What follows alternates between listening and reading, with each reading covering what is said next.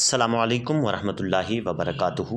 عزیز طلباء، گزشتہ لیسن میں ہم نے تذکیر و تانیث کے 6 قاعدے ڈسکس کیے تھے، اور اس لیسن میں ہم قاعدہ نمبر 7 یعنی اصول نمبر 7 ہم ڈسکس کریں گے، اسماء مکبر اور اسماء مصغر، یعنی مذکر کس کو بولا جاتا ہے اور مؤنث کس کو بولا جاتا ہے۔ اس میں ہم دیکھیں گے سب سے پہلے کہ اسماء مکبر جتنے بھی ہیں ان کو مذکر بولا جاتا ہے، اور اسماء مصغر ان کو مؤنث بولا جاتا ہے۔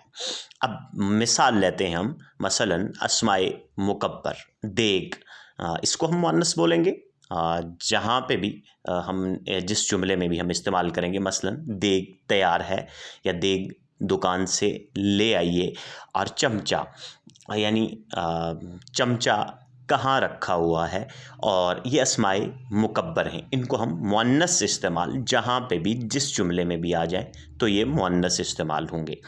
اور اسماء مصغر یعنی چمچی، دیگچی، یہ اسماء مصغر ہیں اور ان کو ہم مؤنث استعمال کریں گے۔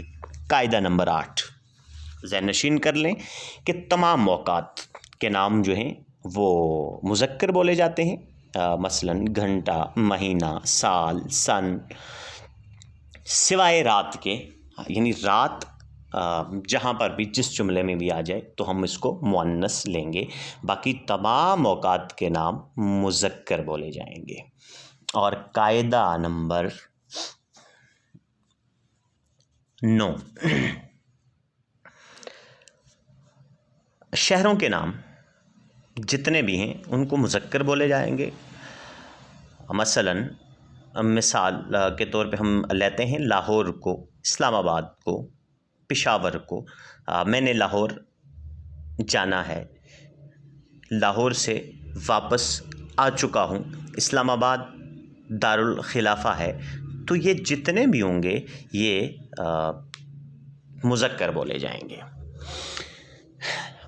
اگلا جو قاعدہ ہے، اگلا جو اصول ہے وہ یہ کہ تمام زبانوں اور نمازوں کے نام مؤنث بولے جائیں گے، خواہ وہ زبانیں جو بھی ہو، فارسی ہو، عربی ہو، اردو ہو، پشتو، اور تمام نمازوں کے نام، یہ بات ذہن نشین کر لیں کہ تمام زبانوں کے نام اور تمام نمازوں کے نام، مثلا فجر، ظہر، عصر، مغرب، عشاء، یعنی یہ تمام کے تمام مؤنث بولے جائیں گے۔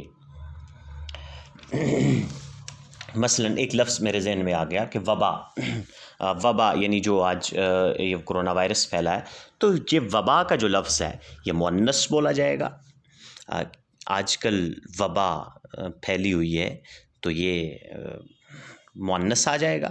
اور اس کے بعد جو شعراء یا محبوب جو ہمارا ہوتا ہے اس کے جو القابات ہم لوگ لگاتے ہیں، تو وہ تمام کے تمام القابات جو ہوں گے وہ مذکر بولے جائیں گے۔ اور جو سیزنز ہیں ہمارے، یعنی بہار، خزاں، یہ 2 لفظ یہ ان کو ہم مؤنث بولیں گے۔ بے جان اشیاء،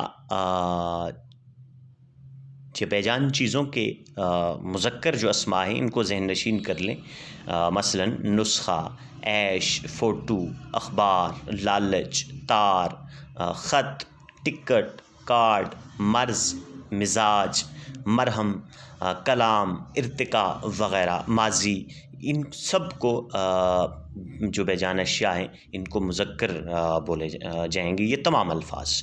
اور پھر جو مؤنث جو اسم بولے جاتے ہیں ان میں دوا ہے، پیاز ہے، بھوک ہے، پیاس، گھاس، سرسو، پتنگ، سائیکل، چھت وغیرہ، یہ تمام کے تمام الفاظ مؤنث بولے جائیں گے۔ اس میں جو لیکچر یہ تذکیر و تانیث کا یہاں اختتام ہوتا ہے، تو اس میں کہیں سے بھی کوئی دقت ہو کمنٹس کریں اور سوال پوچھیں، آپ کے سوال کا جواب دیا جائے گا۔ اور اس کو لائک کریں، سبسکرائب بھی کریں۔ بہت شکریہ۔ السلام علیکم ورحمۃ اللہ وبرکاتہ۔